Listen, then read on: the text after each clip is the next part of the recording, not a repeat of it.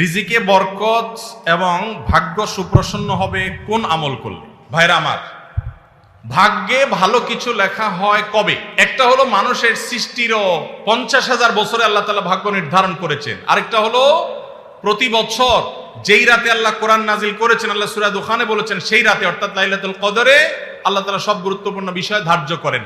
ভাগ্যে যেন ভালো কিছু আল্লাহ লেখেন, আপনার নসিবে যেন ভালো কিছু আসে, আপনার রিজিকে যেন আল্লাহ বরকত দান করেন, এর জন্য বেশ কিছু আমল আমরা কোরআন হাদিসের আলোকে বলতে পারি, সাজেশন দিতে পারি। তবে তার আগে আমাদেরকে জানতে হবে যে ভাগ্য সুপ্রসন্ন হওয়া বা রিজিকে বরকত হওয়া বলতে কি বুঝায়।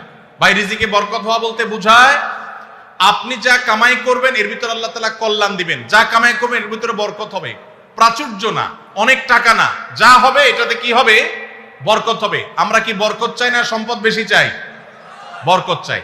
বরকত যদি চান, এক নম্বর হলো ঈমান এবং তাকওয়া লাগবে। আল্লাহ বলেছেন ওয়ালাউ আন্না আহলাল কুরআ আমানু ওয়াত্তাকাউ লাফাতাহনা আলাইহিম বারাকাতিম মিনাস সামা।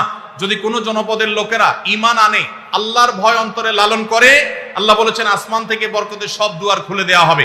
এজন্য ভাই, ঈমান যদি থাকে, তাকওয়া যদি থাকে, গুনাহমুক্ত জীবন গড়ার সংকল্প যদি থাকে, বরকত আসবে জীবনে। নাম্বার 2, ইস্তেগফার বেশি বেশি করলে।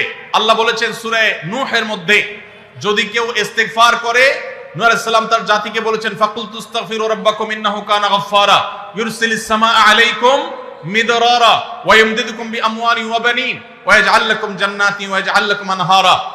আল্লাহ নবী নূহ আলাইহিস সালাম বলেছেন, আমি আমার জাতিকে বলেছি তোমরা আল্লাহর কাছে ইস্তেগফার করো, ক্ষমা প্রার্থনা করো। বেশি বেশি ইস্তেগফার করলে আল্লাহ তাআলা রিজিকের মধ্যে বারাকা দিবেন, অভাব দূর করবেন, সম্পদে এবং সন্তানে আল্লাহ তাআলা বরকত দান করবেন।